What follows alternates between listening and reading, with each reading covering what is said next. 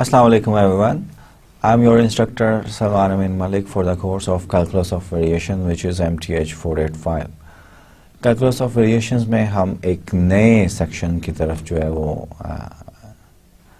जा रहे हैं. नया सेक्शन जो है वो डिस्कस करने जा रहे हैं. वो नया सेक्शन क्या है कि we are going to consider the second variations of a given functional. एक functional जो है वो दिया गया है तो उसकी second variation जो है वो उसका साइन क्या होगा. और इफ यू रिमेंबर ये सेकंड वेरिएशन जो है ये मैंने बताए बगैर जो है ये डिस्कस की हुई है. हमने कुछ एग्जांपल्स इस तरह की थी कि उनमें हमने डिसाइड किया था कि ये जो एक्सट्रीम कर्व्स आ रहे हैं ये एक्सट्रीम कर्व्स जो हैं ये एक्चुअली मिनिमाइज कर रहे हैं फंक्शनल को कि मैक्सिमाइज कर रहे हैं. सेकेंड वेरिएशन एक्चुअली इसी को ही कैटेगराइज करेगी. सेकेंड वेरिएशन जो है वो किसी भी फंक्शनल की वो हमें ये बताएगी कि actually the curve is the minimiser और द मैक्सिमाइजर और नथिंग, या इंफॉर्मेशन में भी कोई इंफॉर्मेशन ना दे हमें फंक्शनल के एक्सट्रीम कर्व्स के बारे में. इसके लिए लास्ट लेक्चर में हमने कुछ टर्मिनोलॉजीज भी यूज़ की थी जो कि हम आज के और नेक्स्ट लेक्चर में फ्रीक्वेंटली जो है वो मैं यूज़ करूँगा. So without wasting any time let's go to the slides and see what we have for the today's lecture. And today we are going to start the 25th lecture of calculus of variations. And the first slide is about the second variation of a functional. We now introduce the concept of the second variation or second differential. जैसे first function अगर एक ही variable का हो f of x तो critical condition f of x equals 0 से हमारे पास आती हैं. तो अगर हमारे पास फंक्शनल हो j of y then critical curves जो हैं, क्रिटिकल कर्व्स या ऑर्बिट्स जिन्हें मैं लेक्चर में ऑर्बिट्स भी कहा करता था, वो ऑब्टेन्ड होते हैं फर्स्ट वेरिएशन जिसको इस तरह मैं रिप्रेजेंट कर रहा था, इसको जीरो करने से क्रिटिकल कर्व्स. बट ये कर्व्स मिनिमाइजर भी हो सकते हैं, मैक्सिमाइजर भी हो सकते हैं. उनको अब हम कैटेगराइज करने लगे. Let j of y be a functional defined on some normed linear space R. We call the functional jy differentiable if its increment, ये इंक्रीमेंट है, डिफरेंशिएबल हम कहते हैं, can be written in this form. अब ये जो है ये लीनियर फंक्शन होता है. This is linear function in phi and h. इसी का ही नाम जो है हमने फर्स्ट वेरिएशन जो है डेल्टा जे रखा हुआ था जिसको हम जीरो करते थे. In fact delta j equals this one, और ये epsilon h norm whenever h norm is small enough approaches to 0, epsilon approaches to 0. ये definition थी first differential of the functional की, where phi of h is linear functional and epsilon approaches to 0 as norm of h approaches to 0. The quantity phi of h is the principal linear part of the increment delta jh and is called the first variation or first differential of j of y, जैसे हम करते आए हैं, denoted by delta jh. मैंने आपको भी बता भी दिया ये, और हम एक्चुअली कोई नई बात नहीं है ये हमारे लिए. Similarly, we say that the functional j of y is twice differentiable if its increment can be written in this form. ये phi 1h ये तो लीनियर पार्ट ही है. In other words this is our first variation. And phi 2h ये quadratic functional जो last lecture में मैंने define भी किया था, ये क्वाड्रेटिक फंक्शनल है. और नेक्स्ट देखें कि इन दोनों को कंपेयर करें. एप्सिलॉन h नॉर्म स्क्वायर, अब अगली टर्म्स जो हैं वो h नॉर्म स्क्वायर की हैं. सिमिलरली अगर epsilon approaches to 0 then h norm square approaches to 0. तो ये जो क्वाड्रेटिक फंक्शनल है phi 2 जो है इसको हम I am going to say that this is the second variation of the functional J, where phi 1h is a linear functional, phi 2h is quadratic functional, and epsilon approaches to 0 as h approaches to 0. अगर h approaches to 0 है तो h square भी approaches to 0 ही होगा. The quadratic functional phi 2h is called the second variation or second differential of the functional jy and is denoted by this one. इसको ज़रा further particular examples के लिए आज के लेक्चर में या कल के लेक्चर में नेक्स्ट लेक्चर में मैं इसको एक्सप्लेन करूँगा कि ये explicitly लिखेंगे for certain functional के second variation जो है वो क्या है. अभी तो second variation के बारे में हम कुछ जो है वो रिजल्ट्स जो है वो प्रूव करते हैं. थ्योरम. अब j ऑफ h अगर कोई है फंक्शनल है तो इसकी एक तो नेसेसरी कंडीशन हमने ये पढ़ी थी कि j of h y equals y hat पे इसकी एक्सट्रीम वैल्यूज अगर हो सकती हैं तो आयलर लैग्रेंज इक्वेशंस जो हैं वो सेटिस्फाई करेगा. इक्वेशंस सेटिस्फाई करता है. Equations satisfy by this y hat जो है. ठीक है. अब हम सेकंड वेरिएशन को देखना चाहते हैं कि सेकंड वेरिएशन क्या. A necessary condition for the functional jy to have a minimum for y equals y hat is that the second variation जो कि इंक्रीमेंट ऑफ j में क्वाड्रेटिक फंक्शनल के कोरस्पॉन्ड है, phi 2 के कोरस्पॉन्ड, जैसे यहाँ पे लिखा हुआ है ये phi 2 के कोरस्पॉन्ड, ये सेकंड वेरिएशन है, मस्ट बी ग्रेटर देन और equal to 0 for y equals y hat. अगर हम सेकंड वेरिएशन में y की जगह y हैट डाल दें तो it must be greater than और equal to 0 for all admissible functions h. Admissible function हमें पता है कि ये क्या होते हैं. फॉर अ मैक्सिमम मिनिमम होगा तो ग्रेटर देन इक्वल टू 0 होगा. बिल्कुल उसी तरह जैसे सेकंड डेरिवेटिव ग्रेटर देन 0 हो तो रिलेटिव मैक्स मिनिमम होता है.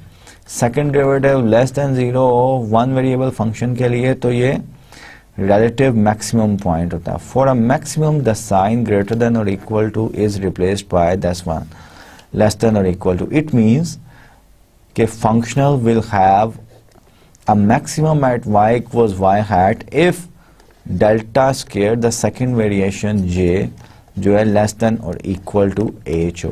and this is the necessary condition. ये भी necessary condition है. पहली necessary condition क्या थी कि आयलर लैग्रेंज इक्वेशंस satisfy हो. ये this is another necessary conditions. let's prove this one. और proof जो है वो एज यूजुअल हम जो है वो बाय कंट्राडिक्शन करेंगे. सबसे पहले स्टार्ट हम करते हैं कि बाय डेफिनेशन इंक्रीमेंट जो है increment could be separated into the linear part जो कि ये है और quadratic part plus the remaining part, where phi 1h is the linear functional, phi 2h is a quadratic functional, and epsilon approaches to 0 as h approaches to 0. For y equals y hat, we have delta j equals 0. क्यों? ये क्यों है भाई? Tell me मुझे, बताएं ये. At that level, आपको पता होना चाहिए क्योंकि y equals y hat जो है इस पे एक्सट्रीम वैल्यूज अकर हो सकती हैं. अगर एक्सट्रीम वैल्यूज इस पे हो सकती हैं तो it must be the solution of the Euler Lagrange equations. और आयलर लैग्रेंज इक्वेशंस जो हैं वो first variation delta J equal 0 करने से हमारे पास आती हैं. तो आयलर लैग्रेंज इक्वेशंस का अगर y हैट सोल्यूशन है तो इसका मतलब है delta J first variation of j equal 0 इसका भी सोल्यूशन है. So delta first variation of j at the y hat should be equals 0.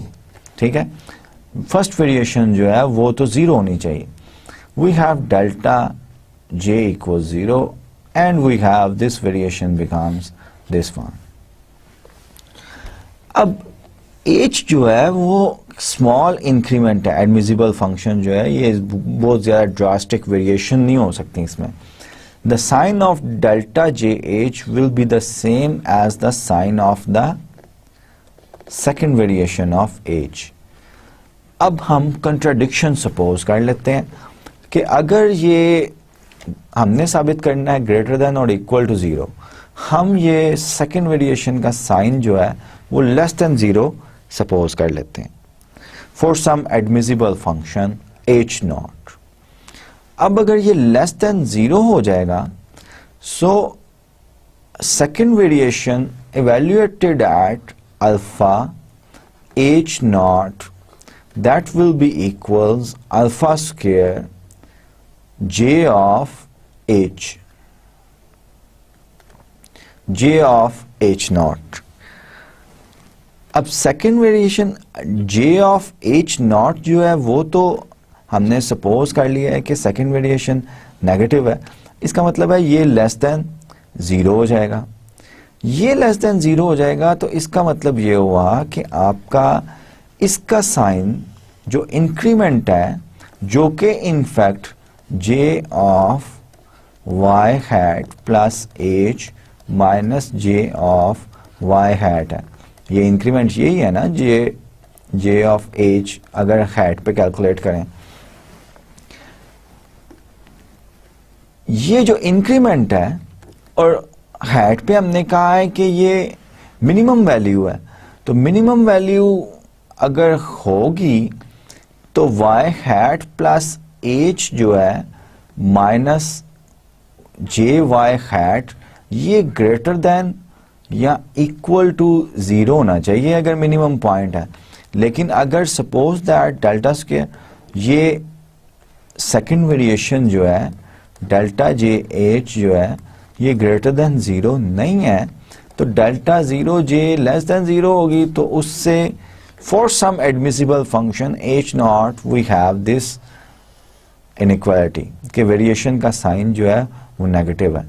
अब इस वेरिएशन का साइन नेगेटिव होने से हमें वी कैन कंक्लूड दैट कि इंक्रीमेंट जो है j ऑफ h उसका साइन नेगेटिव है, विच इज अ कंट्राडिक्शन, क्योंकि वो तो पॉजिटिव होना चाहिए, क्योंकि ये तो मिनिमम है, y इक्वल्स y हैट पे मिनिमम है, which is a contradiction.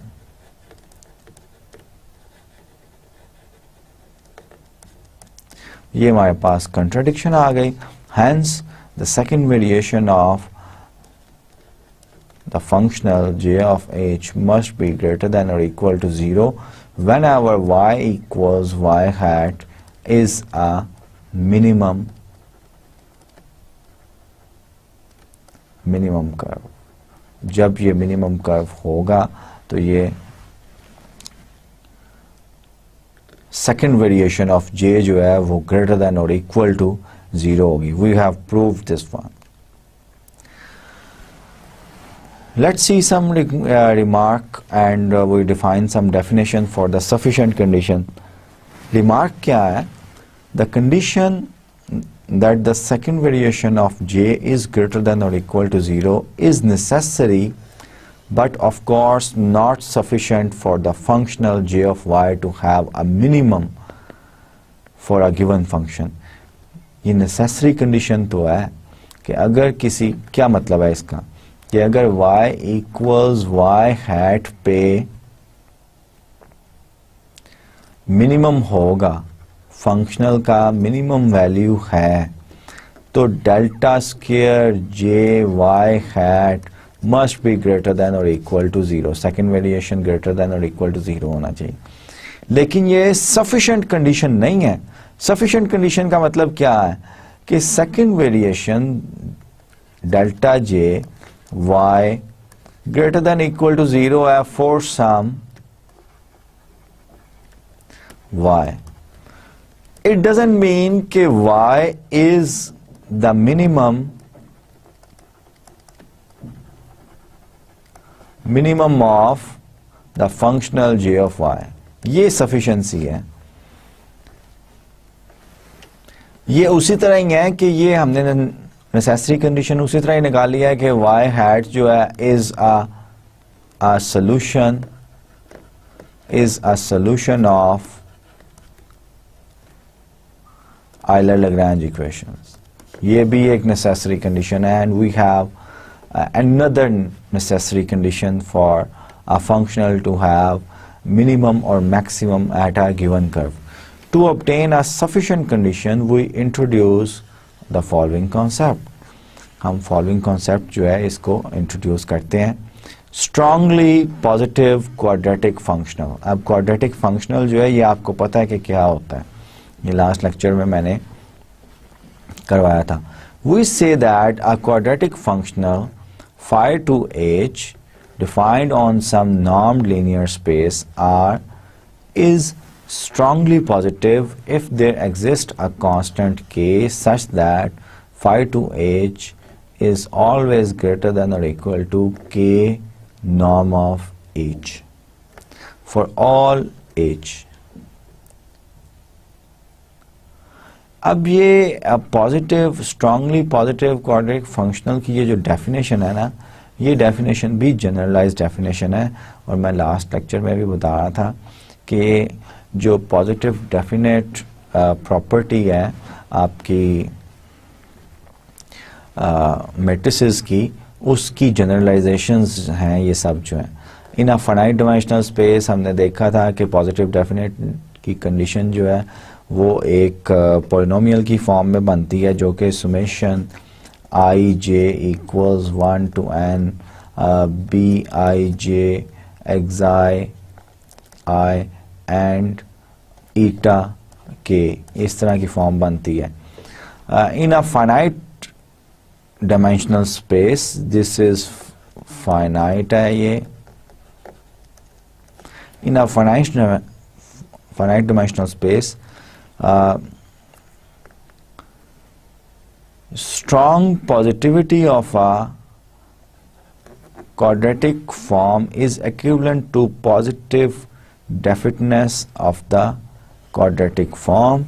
Therefore, a function of a finite number of variables has a minimum at the point P where its first differential vanishes. First differential vanishes होना चाहिए. If its second differential is a positive at P, और second differential जो है वो positive होना चाहिए.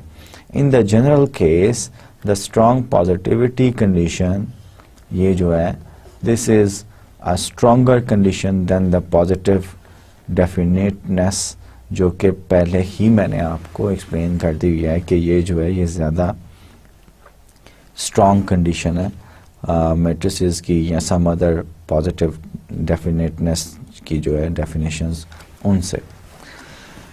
ये theorem जो है ये बड़ा इंटरेस्टिंग थ्योरम है. ये पहला थ्योरम है कैलकुलस ऑफ वेरिएशंस में जो कि उल्टा में बता रहा है, सफिशिएंट कंडीशंस बता रहा है कि अगर कोई फंक्शन जो है किसी फंक्शनल के लिए ये कंडीशंस, इस थ्योरम की कंडीशंस सेटिस्फाई करेगा, then that function will be minimum or maximum, उस फंक्शनल को मिनिमम या मैक्सिमम करेगा डिपेंडिंग अपॉन द क्राइटेरिया जो कि हम अभी सेट करने जा रहे हैं. Let's go through the slides. A sufficient condition for a functional jy to have a minimum for y equals y hat given that the first variation, और ये दिया गया हो कि फर्स्ट वेरिएशन जो है डेल्टा जे एच जो है वो वैनिश हो रहे हैं. इसका मतलब है कि आयलर-लैग्रेंज इक्वेशंस जो हैं वो सेटिस्फाई हो रही हैं.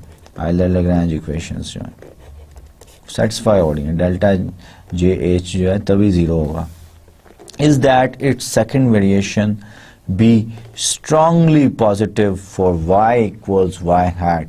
तो second variation J of H जो है वो स्ट्रांगली पॉजिटिव हो, greater than some constant k and the norm of h. ये जो है ये हमने साबित करना है कि सेकेंड वेरिएशन जो है नॉर्म ऑफ के एच स्क्वायर जो है इस तरह का फॉर सम के.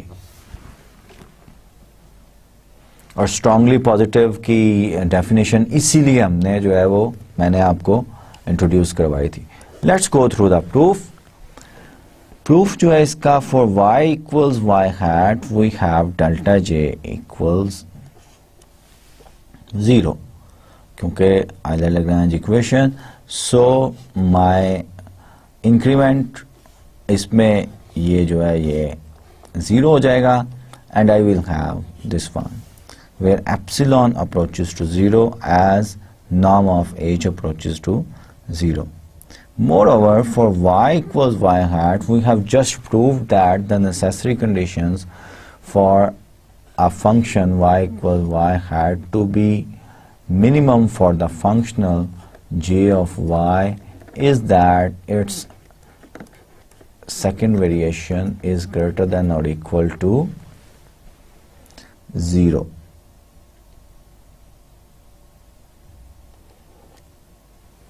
ग्रेटर देन और इक्वल टू 0 होना चाहिए। ठीक है, ये जो अभी हमने स्ट्रांगली पॉजिटिविटी से लेट मी गो बिहाइंड, ये वाली कंडीशन जो है ये मैंने यहाँ पे लिखी है। अभी आज ही हमने जो है ये लेक्चर जो है इसी लेक्चर में ये थ्योरम जो है ये प्रूव किया था। सो माय सेकंड वेरिएशन जो है ये delta square J H greater than or equal to kh square where k is some constant greater than 0। ये मैंने जो है ना ये साबित करना है, और ये इनफैक्ट हो भी गया है साबित, इसमें कोई मुश्किल नहीं है। Thus for sufficiently small epsilon 1 कोई मैं छोटा सा एक नंबर जो है वो फिक्स कर रहा हूँ, such that the mod of the epsilon is less than k by 2. If h norm is less than epsilon 1, it follows that this is increment of phi to h plus epsilon h norm square should be greater than k by 2 h norm square। और ये जो है क्योंकि k मेरा constant positive है, k by 2 पे भी जो है वो ग्रेटर देन 0 होगा, और h नॉर्म का स्क्वायर है तो ये भी ग्रेटर देन 0 होगा। If h is less than epsilon 1, that is jy has a minimum for y equals y hat. Hence we have proved the sufficient condition, क्योंकि in fact minimum कब होगा, जब डेल्टा जे एच जो है increment जो है इसका साइन ग्रेटर देन या equal to 0, in fact greater than 0 होगा। मिनिमम पॉइंट तब होगा for some neighbourhood of that point y equals y hat. तो उसके लिए हमने इसका साइन जो है, इंक्रीमेंट का साइन जो है वो हमने ये साइन देख लिया है कि this sign is in fact greater than 0 whenever, क्योंकि सेकंड वेरिएशन जो है प्रीवियस थ्योरम से ये ग्रेटर देन 0 होगा, तो I can define some epsilon small enough such that कि नॉर्म ऑफ h जो है उस एप्सिलॉन 1 से छोटी हो, और एप्सिलॉन को मैंने k by 2 ले लिया है, और k by 2 लेने से आई हैव दिस इनइक्वालिटी। और ये इनइक्वालिटी जो है ये मुझे वेरीफाई कर रही है कि मेरा जो है if h norm is less than epsilon 1, then j of y has a maximum, minimum for y equals y hat। अब ये हमने पहली जो है ना sufficient condition जो है वो की है। Let me recall you कि ये sufficient condition क्या है कि second variation जो है delta square j of h it should be strictly greater than 0, ये sufficient condition है। और इसके साथ ये दिया गया हो कि डेल्टा जे एच जो है वो 0 हो रहा हो, यानी कि y इक्वल्स y हैट पर जो है वो फंक्शन आइलर लैग्रेंज इक्वेशंस जो है वो सेटिस्फाई कर रहा हो।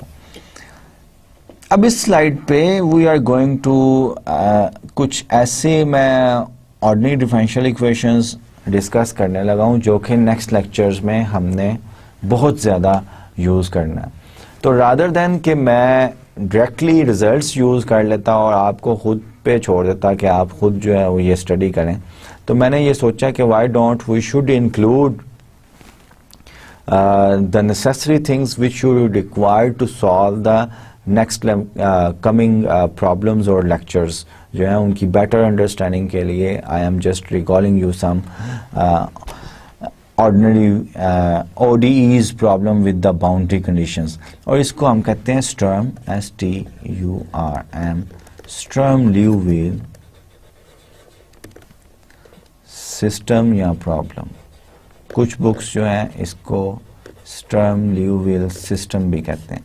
ये एक खास किस्म की second order ordinary differential equation होती है, इसीलिए मैंने यहाँ पे generalised second order ordinary differential equation लिखी हुई है with the boundary conditions b1 y equal 0 b2 y equal 0 और b1 y इक्वल 0 ये डिफाइन किया गया है। अब ये आप देखें, अगर आप पार्शियल डिफरेंशियल इक्वेशन या बाउंड्री कंडीशंस की टर्मिनोलॉजी से फेमिलियर हैं कि P nought x any function of x है, ये linear second order ordinary differential equation है। आर एक्स भी कोई फंक्शन है, पी एक्स एक्स जो है वो आपका x is your independent variable.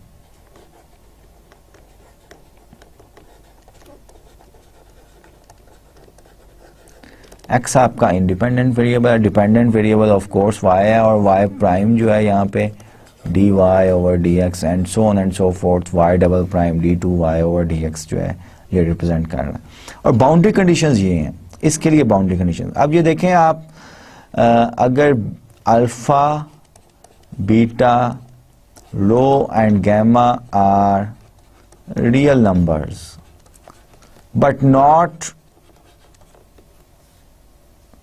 All zero at the time, alpha और बीटा दोनों जीरो नहीं हो सकते एट द टाइम, कोई एक जीरो हो सकता है, तो ये बाउंड्री कंडीशंस भी जनरलाइज लिखी हुई हैं। For example alpha square plus beta square, boundary conditions पे ये कंडीशन है अल्फा बीटा रियल है, ये जीरो के इक्वल नहीं है। Similarly rho square plus delta square is not equal to zero, और ये इसकी एक रीजन है ये कंडीशन लगाने की। अब आप अगर देखें, if I take beta equal 0 then I have b1 y equal 0 क्या बन जाएगा, alpha y a equal 0। if I take beta and delta equal 0 तो अल्फा तो अब 0 नहीं हो सकता, कंडीशन मैंने लगाई हुई है y ऑफ a इक्वल 0, और अगर डेल्टा भी 0 है तो दूसरी यहां से कंडीशन मेरे पास क्या आ रही है, रो y ऑफ b इक्वल 0, रो भी जो है ये 0 नहीं हो सकता, तो I have the boundary conditions y of a equal 0 equals y of b। ये बाउंड्री कंडीशंस जो हैं ये इनको ड्रिचले बाउंड्री कंडीशंस कहते हैं। सिमिलरली अगर मैं उलट अल्फा और रो जो है वो जीरोस ले लूं, so I will have y dash of a equal 0, y dash of b equal 0। ये न्यूमन बाउंड्री कंडीशंस हैं, न्यूमन बाउंड्री कंडीशंस हैं। होमोजीनियस ऑफ कोर्स ये भी डिरिचले होमोजीनियस, लेकिन पार्शियल डिफरेंशियल इक्वेशन में we consider much more complicated problem. Why we are considering this one, जो Sturm Liouville system या problem है, इस सिस्टम को कहते हैं with these boundary condition, with these conditions.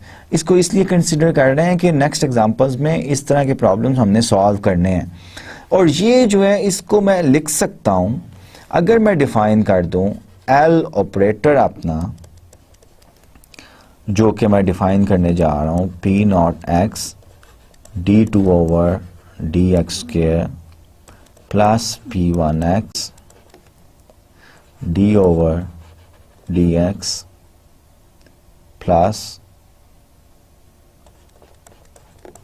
P two x, then I can write my equation number 1 as, then 1 becomes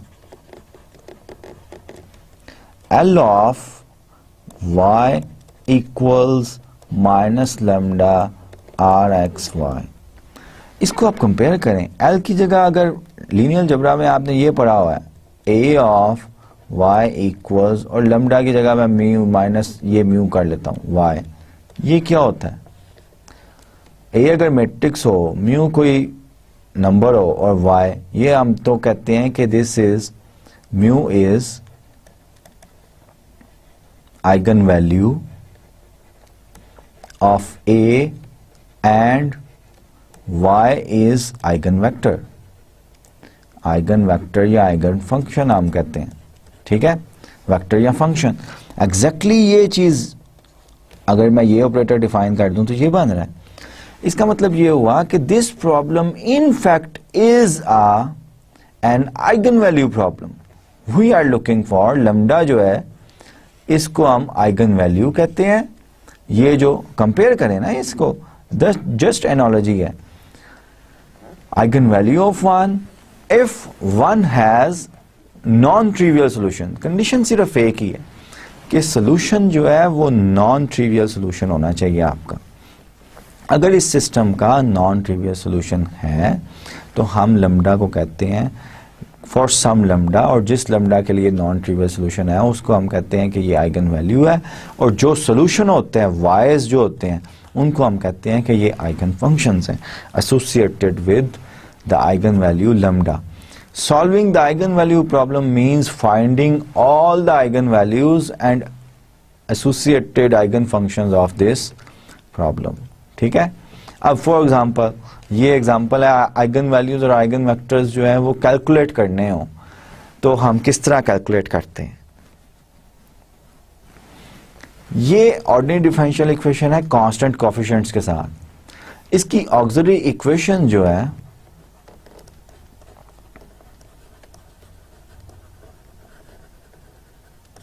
वो हमें पता है कि ये आती है auxiliary equation, in fact y equals e raise to power r x रखने से आती है। तो y double dash e raise to power r x common आ जाएगा, r square plus 3r plus 2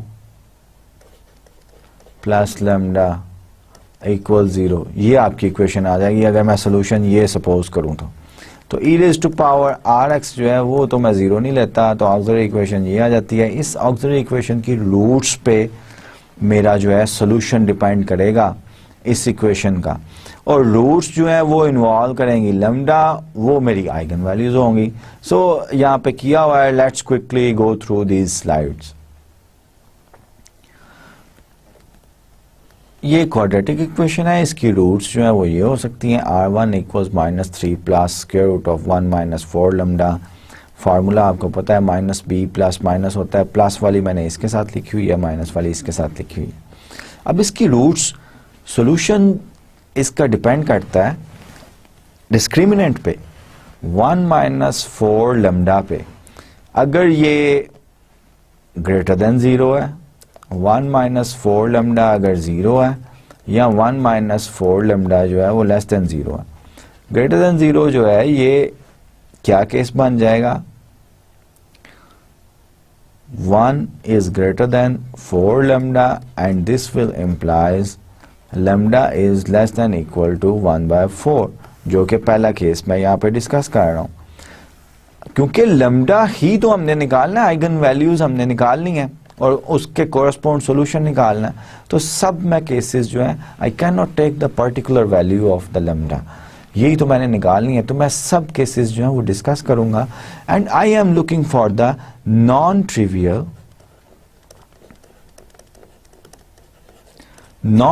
solution of this ordinary differential equation. अब ये quickly देखते हैं कि इफ लैम्डा लेस देन 4, जो पहला केस है, लैम्डा लेस देन 1/4 हो जाए तो ये डिस्क्रिमिनेंट ग्रेटर देन 0 हो जाता है। इसका मतलब है कि दो r1 और r2 डिस्टिंक्ट रियल रूट्स होंगी, r1 and r2 are real roots of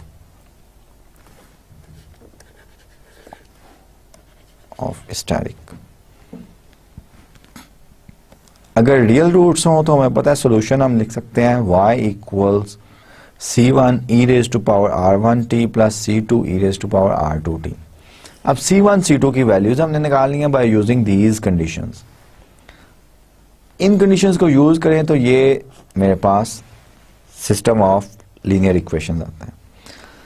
अब मैंने देखना है कि क्या इस सिस्टम ऑफ लीनियर इक्वेशंस का नॉन ट्रिवियल सॉल्यूशन आ सकता है। ये सिस्टम ऑफ लीनियर इक्वेशंस क्या है? ये system of linear equations A x equals null vector में लिख सकता हूं और इसका नॉन जीरो सॉल्यूशन तभी होता है जब ए जो है आपका वो इन्वर्टिबल ना हो। इसका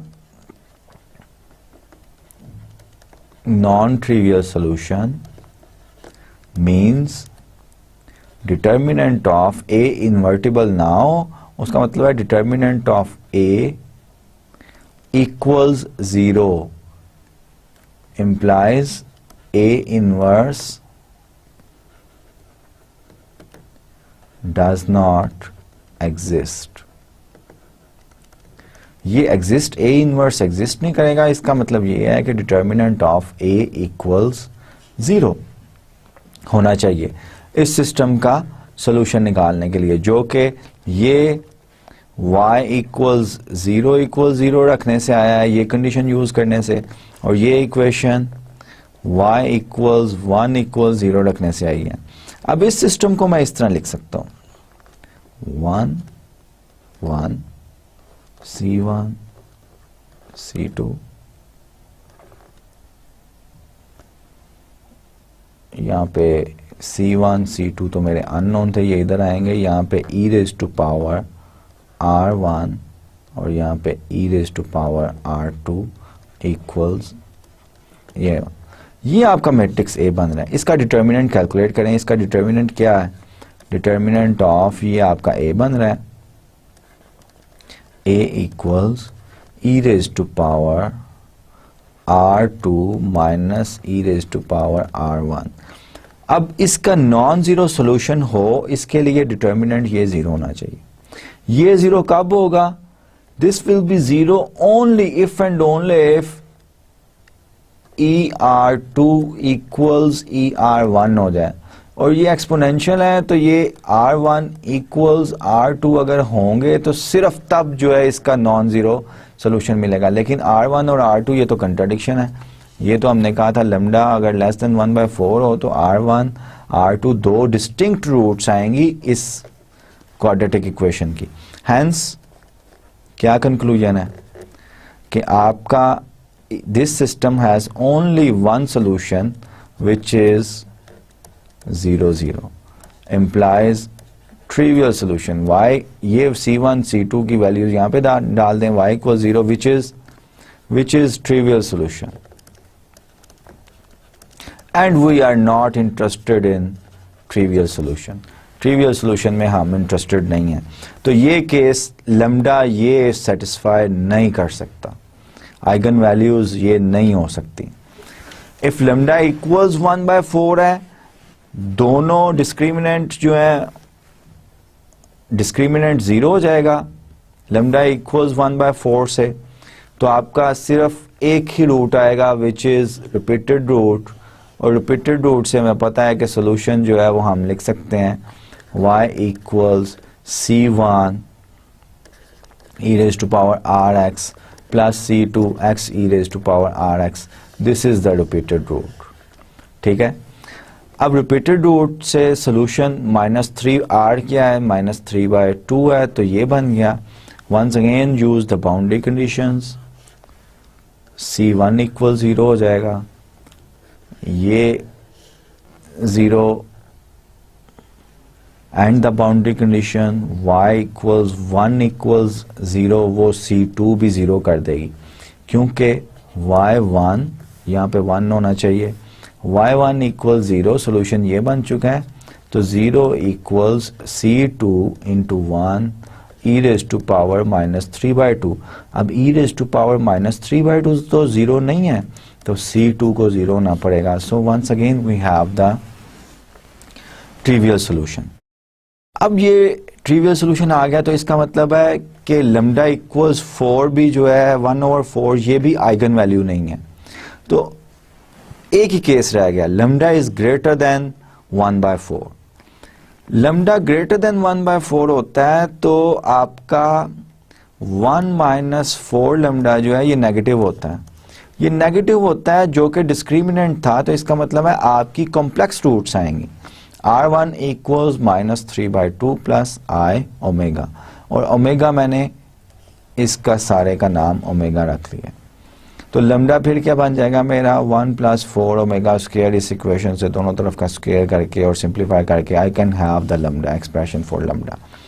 इसके लिए मेरा सोल्यूशन ये बनता। Once again I will use the boundary condition y0 = 0। तो y0 = 0 करने से मेरा जो है c1 जो है वो 0 हो जाएगा। तो y = c2 sin omega x। y जो है 1 = 0 करने से I will have 0 = c2 sin omega, ये आ जाएगा मेरा। एंड e⁻⁴ x जो है 1 रखना है -3/2। अब e⁻⁻³ तो 0 नहीं हो सकता। c2 अगर 0 ले लेता हूं तो ट्रिवियल सोल्यूशन आ जाएगा, लेकिन साइन ऑफ ओमेगा ये 0 हो सकता है। ये किन के लिए होगा? whenever ओमेगा इक्वल्स n⁻, और n जो है वो क्या है? इंटीजर। n अगर 0 डाल देंगे तो we will have the lambda equals 1/4 case. So we say that n positive integers are. So this is the solution. So omega equals n square डाल दो तो आपके पास ये आइगन वैल्यूज आ रही हैं 1 + 4 n square pi square divided by 4. These are the eigen values. और यहाँ पे क्योंकि ये एक से ज्यादा आइगन वैल्यूज हैं और डिपेंड कर रहा है n पे, इसलिए मैंने लैम्डा सबस्क्रिप्ट n डाल दिया, और यही मैं किया करूंगा नेक्स्ट जब कैलकुलस ऑफ वेरिएशन में इस तरह के प्रॉब्लम्स आएंगे। The boundary condition y = 0 required c1 = 0, ये सब मैंने एक्सप्लेन कर दिया है। Where n is an integer, if omega equals n⁻, sign जो है ये ओमेगा x जो है ये साइन ओमेगा जो है ये 0 हो सकता है। We may assume that n is positive integer. क्यों अज्यूम कर सकते हैं ये भी मैंने एक्सप्लेन कर दिया है, क्योंकि n = 0 जो है वो तो पिछला ही केस हमने लैम्डा n जो है वो इक्वल्स 1/4 देता, उसके लिए तो हमने कर ही लिया, और आइगन फंक्शंस जो है ये बन जाएंगे। ठीक है, आइगन वैल्यूज ये बन गई और आइगन फंक्शंस ये बन गए। अब देखें ये infinite many, we have infinite many eigen values and of course eigen functions भी। n = 1 2 3 so on and so forth. अब नेक्स्ट ये एक एग्जांपल मैंने आपके फॉर योर प्रैक्टिस रखी हुई है, you have to do it yourself. Solve the eigen value problem means find the eigen values and eigen vectors of the boundary value problem. लेकिन यहां पे देखें ये कांस्टेंट कोएफिशिएंट नहीं है, तो आपने पढ़ा होगा ओडी में कॉशी आइलर इक्वेशंस। तो कॉशी आइलर इक्वेशंस जो हैं उस टेक्निक से आपने सॉल्व करना है। उसमें y = x⁻⁴ हम सपोज करते हैं ऑर्डिनरी डिफरेंशियल इक्वेशन का सॉल्यूशन है, and then you will get the auxiliary equation, और उससे फिर y सॉल्यूशन लिखेंगे आप, and then you use the boundary conditions, और ऑक्सिलरी इक्वेशन जो आएगी उसकी रूट्स पे सॉल्यूशन का स्ट्रक्चर डिपेंड करेगा, and so on and so forth, but you will do it yourself, do yourself. We have this theorem जो कि Sturm Liouville problem जो मैंने इस ऑर्डिनरी डिफरेंशियल इक्वेशन से जो है वो स्टार्ट की थी। वो थ्योरम ये कह रहा है कि वो can be this generalised system can be written as this one. अब इसका नाम जो है, इसका नाम हमने लिटरेचर में स्टर्म लिउविल सिस्टम। इसको अब अगर मैंने प्रूफ करना हो तो मैं क्या करूंगा, सबसे पहले मैं डिवाइड करूंगा पी नॉट एक्स से, पी नॉट एक्स से डिवाइड कर दें तो हमारी इक्वेशन जो है वो ये बन जाएगी p1x over p not x y prime plus p2x over p not x y plus lambda r of x p not x y equals nought. अब इसका नाम मैं लेट्स से u रख देता हूं, y double dash plus u of x y prime plus, इसका नाम मैं लेट्स से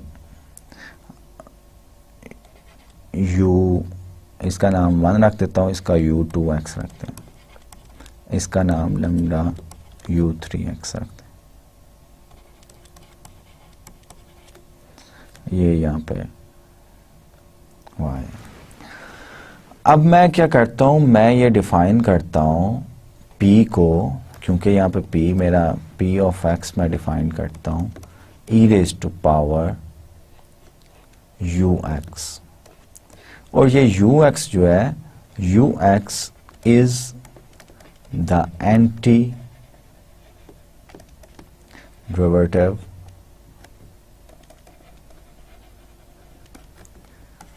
ऑफ ये जो u1x है। इसका मतलब क्या है कि अगर मैं इसका कैपिटल U ऑफ x का d ओवर dx लूँगा तो वो u1x आएगा। अगर मैं px ये ले लूँ तो लेट्स कैलकुलेट कि ये p of x y prime का d ओवर dx जो है ये क्या बनता है। एक्चुअली ये यही टर्म है ना, ये यही टर्म है। तो ये मेरी टर्म क्या बनेगी, that will become my p of x मैं डाल देता हूँ अभी d over dx, p of x मैंने e of u of x suppose किया हुआ है y prime, u into v product formula लगाना पड़ेगा मुझे, e raise to power u of x, आगे d capital U over dx जो कि u1x है, u1x and y prime as it is, plus e raise to power ux the first function as it is and y double prime. ये चीज अगर मैं e raise to power ux क्या है, p है, p of x u1x y prime plus p of x y double prime. अब अगर इस इक्वेशन को, ये जो स्टार है, इस पूरी इक्वेशन को मैं px से डिवाइड कर दे मल्टीप्लाई कर देता हूं, p of x y double prime plus p of x u1x y prime plus p of x u2x plus lambda p of x u3x y equals not. ये term क्या है, ये complete term जो है ये मेरी d over dx p of x y prime है, ये कंप्लीट टर्म, प्लस इस का नाम, ये जो मेरी टर्म है इसका नाम मैं q ऑफ x रख देता हूं।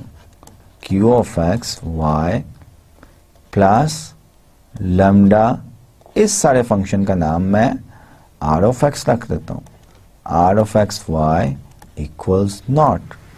अब कंपेयर करें ये डबल स्टैटिक और इस इक्वेशन को, ये वाली इक्वेशन जो ट्रिपल स्टैटिक इक्वेशन जो हमने बनानी थी, these are the exactly same equations. So this second order ordinary differential equations can be reduced to this one, और इसका नाम क्या है, स्टर्म ल्यूविल प्रॉब्लम है। फॉर एग्जाम्पल अगर ये सिर्फ इक्वेशन हो y double dash minus lambda y equal 0, this is a particular type of Sturm Liouville problem where Rx क्या है 1 है, Qx क्या है 0 है, Px क्या है वो भी 1 है।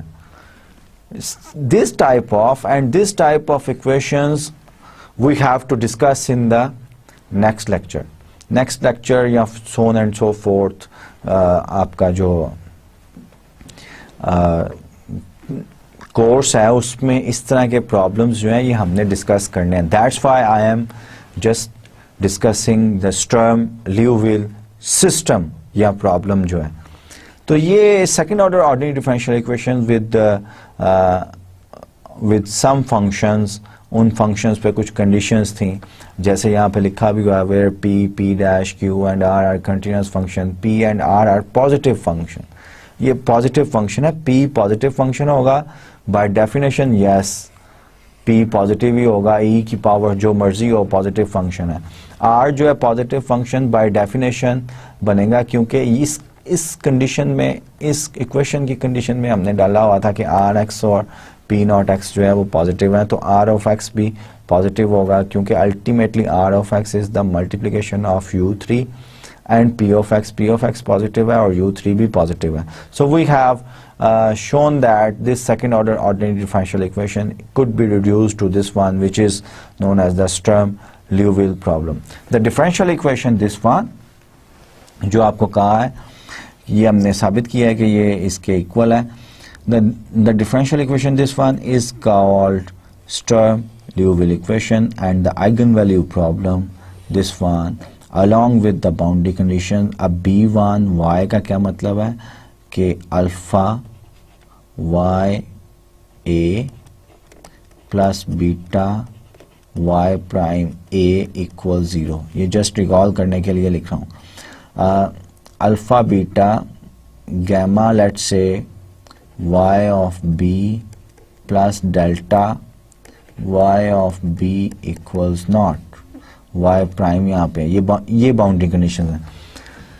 इनको हम आइगन वैल्यू प्रॉब्लम कहते हैं, स्टर्म ल्यूविल प्रॉब्लम कहते हैं। Whenever we write L y in general statement, उसका मतलब ये है कि एल जो है इज दिस ऑपरेटर।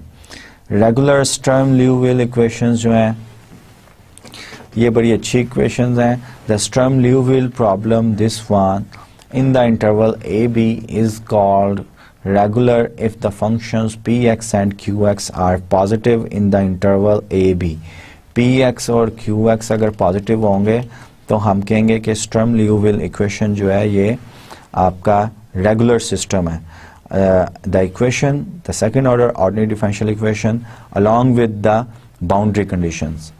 तो ये स्टर्म ल्यूविल प्रॉब्लम जो है ये प्रॉब्लम हमने इसलिए मैं डिस्कस कर रहा हूँ आपके साथ कि फोर्थ कमिंग लेक्चर्स में we have to calculate the eigen values and eigen functions in order to understand and all these things. Calculus of variations के जो नेक्स्ट टॉपिक्स हैं उनको करने के लिए I have to discuss the I have to calculate the eigen values and eigen functions of the Sturm Liouville problem.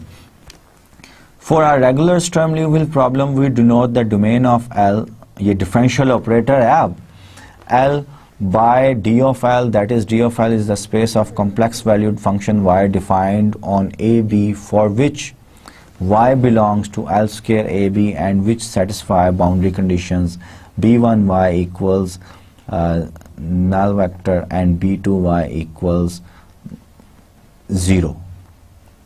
null vector भी कह सकते हैं by the way। अब ये प्रॉब्लम हमने आइगन वैल्यू प्रॉब्लम लिया था। अब सिंपल एप्लीकेशन है, अभी जो रिजल्ट हमने किया है कि ये इस फॉर्म में दिया गया है p nought x y double dash plus p one x y dash plus p two x y plus lambda r x y equal 0, ये इस फॉर्म में दिया गया है। और कहा ये गया है कि ट्रांसफॉर्म करें इसको as a Sturm Liouville problem में, और स्टर्म ल्यूविल प्रॉब्लम ये होता है prime plus q of x Y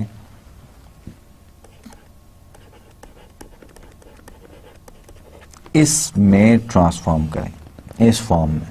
तो हम क्या करते हैं, क्या स्टेप था थ्योरम प्रूफ करने का कि सबसे पहले y डबल डैश का कोई कोफिशिएंट है, कोई कोफिशिएंट नहीं है, फिर y प्राइम के साथ जो लगा हुआ है उसको हम जो है उसका एंटी डेरिवेटिव 3 लगा हुआ है, इसका एंटी डेरिवेटिव क्या होगा, यानी कि इंटीग्रल ले लें इसका with respect to x, that will be 3x।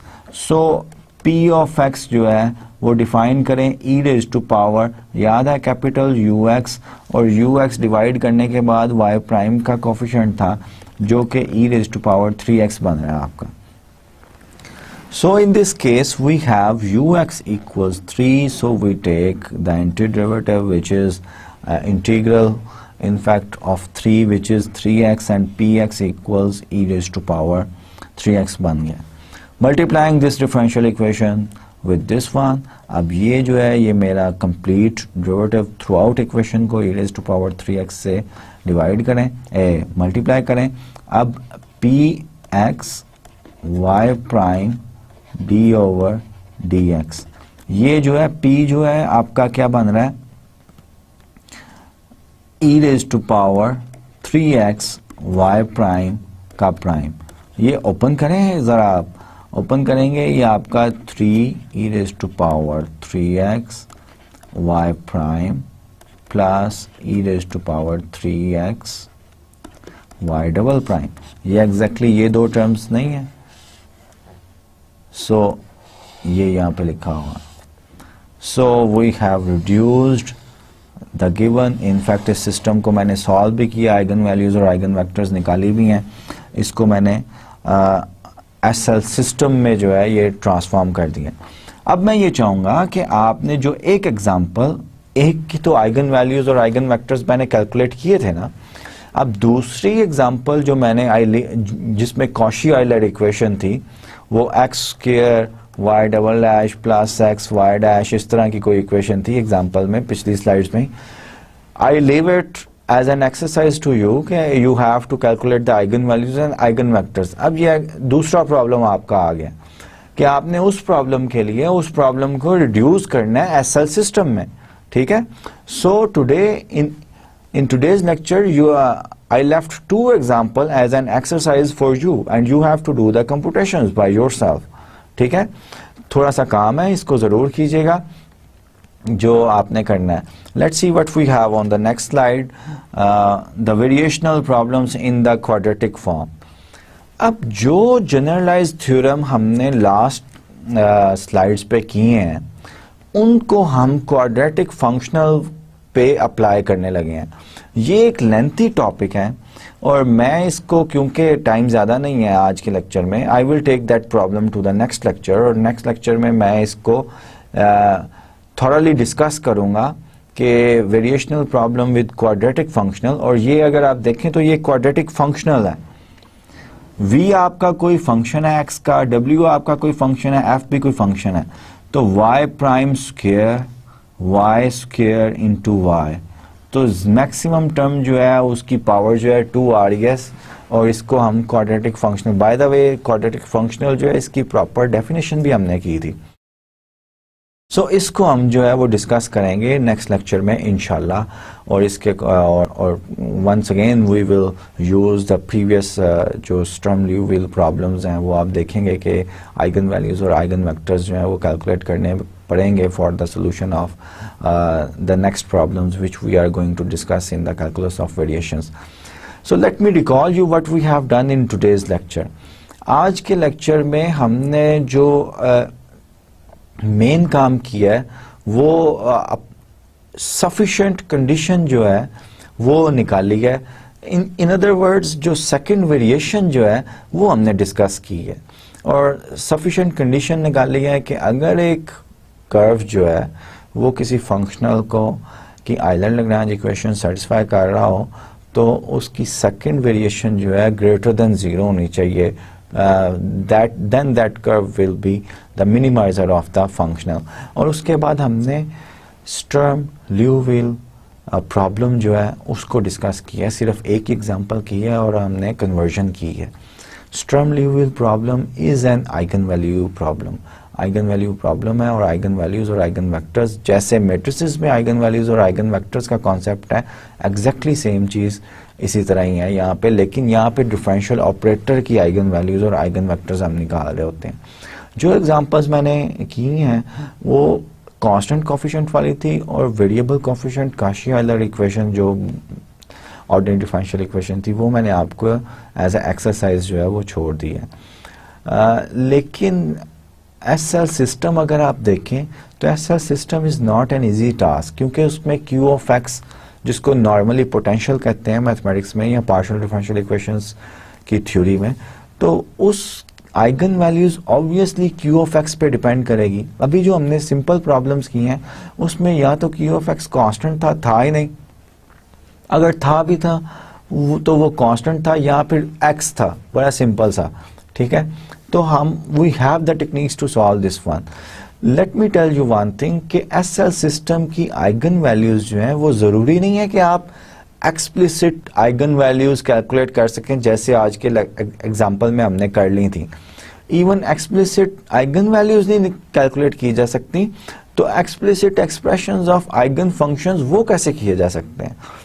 तो ये बड़ा इंटरेस्टिंग और कॉम्प्लिकेटेड प्रॉब्लम है to find out the values, eigen values and eigen functions of the SL system. लेकिन रेगुलर एसएल सिस्टम के लिए we have the in fact explicit expressions नहीं, लेकिन we know the structure of the eigen values and eigen functions. और ये इंशाल्लाह next lecture में हम डिस्कस करेंगे। Till the next lecture, take very good care of yourself and your dear ones. Allah Hafiz.